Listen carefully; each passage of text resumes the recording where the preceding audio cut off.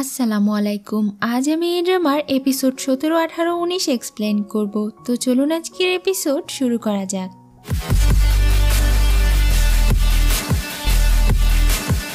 এপিসোডের শুরুতেই দেখি জিং হানকে বলে সে তো এতদিন ওই চিং প্যালেসেই ছিল, তাহলে সে কেন ইংজাংকে লিজির কাছে যাওয়া থেকে বাধা দিল না। হান বলে সেখানে তার কিছুই করার ছিল না। লিজির রাজার সঙ্গে মেলামেশা করা এবং সন্তান হবার জন্য জিং হানকেই দায়ী করে। সে তার সঙ্গে লড়াই করে আর হানকে মারতে যায়। তখন চিংচি হানকে বাঁচিয়ে নেয়। এখানে জানতে পারি হান হলো জিং এর বড় ভাই। জিং এখানে তার সঙ্গে সব সম্পর্ক ছিন্ন করে ফেলে, কারণ হান এখনো লিজিকেই সাপোর্ট করে যাচ্ছিল। এরপর জিং রেগে সেখানে থেকে চলে যায়। এদিকে ইংজাং লিজিকে খুঁজে পাবার জন্য পাগল হয়ে উঠেছিল। তখনই একজন সৈন্য এসে তাকে খবর দেয় যে লিজি ফিরে এসেছে। সে দ্রুত লিজির সঙ্গে দেখা করতে যায়। লিজি বলে সে লুকিয়ে প্যালেসের বাহিরে গিয়েছিল, এজন্য সে রাজার কাছে ক্ষমা চায়। কিন্তু ইংজাং গার্ডদেরকে আদেশ করে লিজি যেহেতু আইন ভঙ্গ করেছে তাই তাকে জেলে নিয়ে গিয়ে বন্দি করতে। তখন গার্ডরা তাকে জেলে নিয়ে যায়। এখানে লিজি তার সার্ভেন্টের এমন নির্মম অবস্থা দেখে খুব কষ্ট পায়। তখন মন্ত্রী বলে এই সব কিছু তার জন্যই হয়েছে, এখন তার শাস্তি ভোগের পালা। এটা বলে তারা লিজিকে চাবুক মারার জন্য বাঁধছিল। তখনই সেখানে ইংজাং এসে লিজির বাঁধন খুলে দিতে বলে। ইংজাং তাকে জিজ্ঞাসা করে সে কেন প্যালেস থেকে পালিয়েছিল। লিজি বলে দীর্ঘদিন এই প্যালেসে বন্দি থেকে সে বোরিং ফিল করছিল, তাই সে বাহিরে ঘুরতে গিয়েছিল। ইংজাং বলে তাহলে সে কেন ফিরে এলো। সে বলে কারণ এখানে আমার সন্তান তিয়ানমিং আছে। রাজা জানতে চায় যে এই কড়া পাহারায় প্যালেস থেকে তাকে কে বের হতে সাহায্য করেছিল। লিজি তাকে কিছু বলে না, সে বলে যে সে একাই পালিয়েছিল। কিন্তু রাজা জানতো এটা সম্ভব না, তাই সে গার্ডদেরকে বলে কেউ যেন তার অনুমতি ছাড়া লিজিকে শাস্তি না দেয়, আর সেখানে থেকে চলে যায়। তখন লিজি আর তার সার্ভেন্টকে একই রুমে রাখা হয়। এদিকে জিং এর মন অনেক খারাপ ছিল, সে একদিন থেকে কিছু খায়নি। চিংচি তাকে খাবার খেতে বলে আর তার মন ভালো করার চেষ্টা করে, কিন্তু জিং তার উপরে রাগ দেখিয়ে চলে যায়। বেচারি চিংচি তার আচরণে অনেক কষ্ট পায়। এদিকে মন্ত্রী জানতে পারে যেদিন লিজি প্যালেস থেকে পালিয়েছিল সেই দিন হানসেন নামের সৈন্য প্রাসাদ থেকে বের হয়েছিল। এটা শুনে সে গিয়ে হানসেনকে বন্দি করে। এরপর সে গিয়ে ইংজাং এর কাছে হানসেনকে হাজির করে আর জানায় যে সেই লিজিকে পালাতে সাহায্য করেছিল। রাজা তখন হানসেনকে বলে সে কি লিজিকে পালাতে সাহায্য করেছিল। যদি সে সত্যিটা না বলে তাহলে তার বদলে লিজিকে শাস্তি দেওয়া হবে। লিজি জেলে আছে এটা শুনে হানসেন সব দোষ নিজের উপরে নিয়ে নেয়। সে বলে সে লিজিকে জোর করে প্যালেসের বাহিরে নিয়ে গেছিল, কিন্তু লিজি সেখানে থেকে পালিয়ে যায়। লিজি ফিরে এসে তাকে সত্যিটা বলেনি, কারণ লিজি অনেক দয়ালু, সে চায়নি তার জন্য কেউ শাস্তি পাক। তখন রাজা এসব শুনে লিজির কাছে হানসেনকে নিয়ে আসে। সে তাকে জিজ্ঞাসা করে যে কে এই লোক, তাদের মধ্যে কে মিথ্যে বলছে। লিজি তাকে বলে সে তাকে সব সত্যি বলেছে, সে একাই পালিয়েছিল। ইংজাং তাকে সত্যি স্বীকার করতে বলে, নয়তো সে তাকে শাস্তি দেবে। তখন হানসেন বলে সব দোষ তার, সে যেন সব শাস্তি তাকে দেয়। তখন ইংজাং আর কিছু না বলে লিজিকে মুক্ত করে আবার প্রাসাদে পাঠিয়ে দেয়। আর সে যাবার আগে মন্ত্রীকে বলে সে হানসেনকে যা ইচ্ছা শাস্তি দিতে পারে।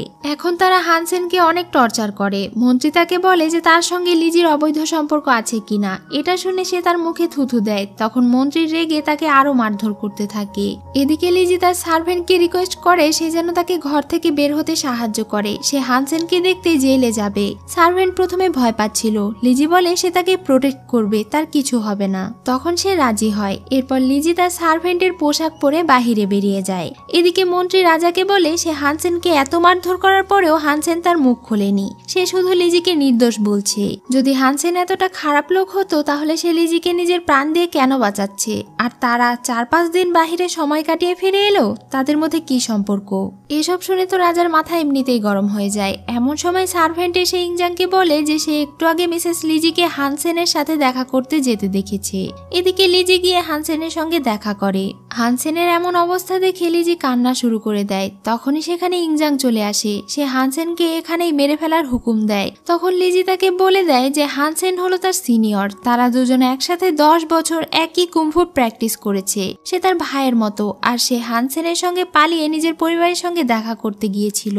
রাজা তার পুরো কথা বিশ্বাস করে না। হানসেন তার সিনিয়র কিনা তা প্রমাণ করার জন্য ইংজাং তাদের দুজনের লড়াই কাল দেখতে চায়। এরপর রাজা ইংজাং লিজিকে পার্সোনালি জিজ্ঞাসা করে যে পুরো সত্যটা আসলে কি। তখন লিজি তাকে সব সত্যি কথা বলে দেয় যে সে জিং এর সঙ্গে দেখা করতে গিয়েছিল আর তার ছেলের কথা ভেবে সে আবারও ফিরে এসেছে। এসব শুনে ইংজাং তার সঙ্গে রাগ দেখিয়ে চলে যায়। এদিকে জিং অতিরিক্ত ওয়াইন পান করার কারণে অসুস্থ হয়ে পড়েছিল। চিংচির বাবা চেংচিকে বলে জিংয়ের আশা ছেড়ে দিতে। জিং শুধু লিজিকে ভালোবাসে, সে কখনো চিংচিকে তার মনে জায়গা দেবে না, সে কখনো জিংয়ের সঙ্গে সুখী হবে না। কিন্তু চিংচি তার বাবার কথা শোনে না, সে বলে সে নিজের সবটা দিয়ে জিংকে ভালো রাখার চেষ্টা করবে। পরদিন সকালে হানসেনকে আহত অবস্থায় লড়াই করতে নিয়ে আসা হয়। তারা সবাই এটা দাঁড়িয়ে দাঁড়িয়ে দেখছিল। মিস্টার উ হানসেনের সঙ্গে লড়াই করে আর তাকে সহজেই হারিয়ে দেয়, কারণ হানসেন অনেক দুর্বল ছিল। এখানে আগুনে ঘি ঢালার মতো মন্ত্রী রাজাকে বলে লিজি বারবার তাকে মিথ্যে বলছে, এজন্য রাজা রেগে হানসেনকে মারার হুকুম দেয়। তখনই লিজি গিয়ে তাকে আটকায়। লিজি এখন হানকে লড়াইয়ের কৌশল মনে করিয়ে দেয়। এরপর তারা দুজন একই রকমের কুমফু করে খুব সহজেই মিস্টার উকে হারিয়ে দেয়। এবার তারা বুঝতে পারে যে লিজি তাদেরকে সত্যি কথাই বলছিল। এবার আর মন্ত্রীর বলার কিছুই থাকে না। রাজা হানসেনকে তার হলে নিয়ে যেতে বলে। লিজি এটা শুনে চিন্তিত ছিল। তখন ইংজাং বলে, চিন্তা করো না, আমি তার কোনো ক্ষতি করব না। এরপরে সিনে ইংজাং হানকে জিজ্ঞাসা করে সে কেন লিজিকে প্রোটেক্ট করতে চায়, সে কি লিজিকে ভালোবাসে। তখন আমরা জানতে পারি যে হান মনে মনে লিজিকে ভালোবাসতো, তবে সে কখনো কাউকে বলেনি। রাজা এই বিষয়টা বুঝতে পারে, কিন্তু সে হানকে মারে না আর তাকে চলে যেতে বলে। কিন্তু হান এই প্যালেসে থেকে লিজিকে প্রোটেক্ট করতে চায়। রাজা তখন রেগে বলে, আমি কি লিজিকে প্রোটেক্ট করার ক্ষমতা রাখি না? উত্তরে হান বলে, আপনার এর থেকেও বড় দায়িত্ব হলো রাজ্য শাসন। আপনি চাইলে একজন কনকুবাইনের জন্য নিজের প্রাণ দিতে পারবেন না, কিন্তু আমি লিজির জন্য নিজের জীবন দিতেও প্রস্তুত। এটা শুনে ইংজাং অবাক হয়। এদিকে কুংফু মাস্টার আবারও জিং এর সঙ্গে লড়াই করে আর জিং হেরে যায়। তখন সে তাকে বোঝায় যে সে শুধু গংসুনকে নিয়ে থাকলে কখনোই পুরোপুরি কুংফু শিখতে পারবে না। গংসুন তাকে ছেড়ে ওই রাজমহলে বন্দি আছে যেন জিং ভালো থাকে। সে কখনো গংসুনকে বুঝতেই পারেনি। এটা বলে তারা চলে যায়। তখন জিংও ভাবতে থাকে আসলে কি গংসুন তার জন্য নিজেকে স্যাক্রিফাইস করেছে। এদিকে লিজি ইংজাং এর সাথে দেখা করে তাকে থ্যাঙ্কস জানায়, কারণ রাজা হানসেনকে আবারও এখানে গার্ডের কাজে নিয়োজিত করেছে। তখন ফ্ল্যাশব্যাকে দেখানো হয় সে হানসেনকে এই প্যালেসে থাকার অনুমতি দেয়, তবে একটা শর্তে। লিজি কি করছে, কখন কোথায় যাচ্ছে তার সব খবর সে রাজাকে এসে দেবে এবং লিজিকে প্রোটেক্ট করবে। যদি হানসেন রাজা থেকে কোনো কথা গোপন করে তাহলে সে লিজিকে মেরে ফেলবে। তখন হানসেন এতে রাজি হয়। এদিকে জিং এখন সিদ্ধান্ত নেয় সে আর কোনো দয়ামায়া করবে না, সেও কঠোর মনের মানুষ হবে যেন সেই তরোয়ালের মতো নিজেকে ধারালো তৈরি করতে পারে। তাই পরদিন সকালেই সে চিংচিকে সঙ্গে নিয়ে তার দাদার বলা রহস্যজনক কবিতার সন্ধানে বেরিয়ে যায়। এদিকে দাদিমা তিনজন কনকুবাইনের সাথে লিজির সব কাহিনীর ব্যাপারেই কথা বলছিল। দাদিমা প্রথম থেকেই লিজিকে পছন্দ করত না, তার উপরে সে এইসব ঘটনা শুনে লিজির প্রতি আরো অসন্তুষ্ট ছিল। এদিকে আজ রাতে রাজা লিজির ঘরে ঘুমাতে চায়। লিজি আপত্তি জানালে সে বলে, এটা আমার প্রাসাদ, তুমি আমার কনকুবাইন, তাই আমি যেখানে ইচ্ছে রাতে ঘুমাতে পারি। লিজি বলে সে কি চায়। তখন ইংজাং বলে সে 1 বছর থেকে তাকে কিছু বলেনি, তাদের মধ্যে স্বামী স্ত্রীর সম্পর্কের কোনো কিছুই হয়নি, কিন্তু এখন সে তাকে চায়। এটা বলে সে লিজিকে জোর করে কিস করে। লিজি তাকে ধাক্কা দিলে সে আবারও তাকে জোর করে কিস করে। এবার লিজি রেগে তাকে জোর করতে বারণ করে। তখন ইংজাং তাকে বলে, আমি তোমাকে ভালোবাসি, তুমি আমাকে যতই দূরে সরিয়ে দাও না কেন, আজ তুমি আমার সঙ্গে না ঘুমালেও কাল আমি আবারও আসবো। আমি সেই দিনের অপেক্ষা করব যেদিন তুমি নিজে থেকে আমার হবে। এটা বলে সে চলে যায়। পরদিন সকালে লিজির সার্ভেন্ট লিজিকে বলে, আমার মনে হয় আজ আবারও রাজা এখানে আসবে, আপনি প্লিজ ওনার সঙ্গে ঝগড়া মারামারি করবেন না।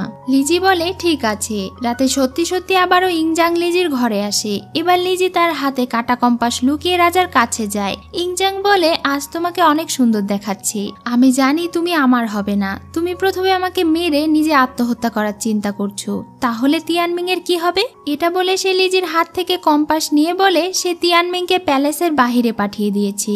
এটা শুনে লিজি কান্না করে আর বলে সে কি এসব তাকে ব্ল্যাকমেল করার জন্য করেছে। ইংজাং বলে সে শুধু তিয়ানমিংকে প্রোটেক্ট করছে, কিছু সময় পরে সে আবারও তাকে প্যালেসে ফিরিয়ে আনবে, কিন্তু সেই সবকিছুই করছে লিজির মন পাবার জন্য। সে এটা বলে চলে যায়। পরদিন দাদিমা আর চু প্ল্যান করছিল কিভাবে লিজিকে শাস্তি দেওয়ানো যায়। দাদিমা বলে কিছুদিন পরে ইংজাং এর জন্মদিনের অনুষ্ঠান করা হবে, তখন লিজিকে তরোয়াল নিয়ে নাচ করতে বলবে আর তারা এই সুযোগে লিজিকে ফাঁসিয়ে দেবে। এরপর সেখানে লিজি এলে দাদিমা লিজিকে বলে সে যেন ইংজাং এর জন্মদিনে তরোয়ালের কৌশল দেখিয়ে নাচ করে। লিজি এতে রাজি হয় আর এর বিনিময়ে সে দাদিমাকে প্রমিস করতে বলে সে যেন তার ছেলের প্রোটেকশনের দায়িত্ব নেয়। তখন দাদিমা তাকে প্রমিস করে যে সে তিয়ানমিংকে সব রকমের সুরক্ষা প্রদান করবে। এখন কিছু সপ্তাহ পরে সিন দেখানো হয়। আজ প্যালেসে রাজার জন্মদিনের উৎসব পালন করা হচ্ছিল। সকলে এই উৎসবে হাজির হয়। কিছুক্ষণ পরেই লিজি নাচ দেখাতে আসে। সে অনেক সুন্দর ডান্স করছিল। রাজা তার নাচ দেখে মুগ্ধ হয়ে যায়। লিজি তার নাচের শেষ মুহূর্তে ফুলের তোড়ায় আঘাত করে। তখন এর ভেতর থেকে ফুলের সঙ্গে তরোয়াল বের হয়ে আসে। এটা দেখে সে অনেক অবাক হয়। তখন দাদিমার ইশারায় সব সৈন্যরা রাজাকে প্রোটেক্ট করতে যায়, যেন মনে হয় যে লিজি রাজাকে মারার চেষ্টা করছে। এমন সময় অন্য রাজ্যের রাজা এক সার্ভেন্টকে ইশারা করে যে চাকু নিয়ে ইংজাং এর কাছে যায়। এটা দেখে লিজি সেই তরোয়াল দিয়ে তার সামনে থাকা সব সৈন্যদেরকে মেরে প্রাণপণে রাজার দিকে ছুটে যেতে থাকে। এটা দেখে দাদিমাও ভয় পেয়ে যায়, কারণ তারা সবাই ভাবছিল লিজি রাজাকে মারতে যাচ্ছে। এজন্য সেনাপতি লিজির হাতে চাকু ঢুকিয়ে দেয়। তখনই লিজির তরোয়াল গিয়ে রাজার পেছনে থাকা সেই সার্ভেন্টকে লাগে, যে রাজাকে খুন করতে এসেছিল। তখন ইংজাং লিজির দিকে অবাক হয়ে তাকায়, আর লিজি সেখানেই তরোয়ালের আঘাতে জ্ঞান হারায়। আর আজকের এপিসোড এখানেই শেষ হয়ে যায়। সো ভিউয়ার্স, আজকের এই এপিসোড আপনাদের কেমন লাগলো তা অবশ্যই কমেন্ট করে জানাবেন। আর নেক্সট এপিসোড আসা পর্যন্ত সবাই ভালো থাকবেন। ধন্যবাদ।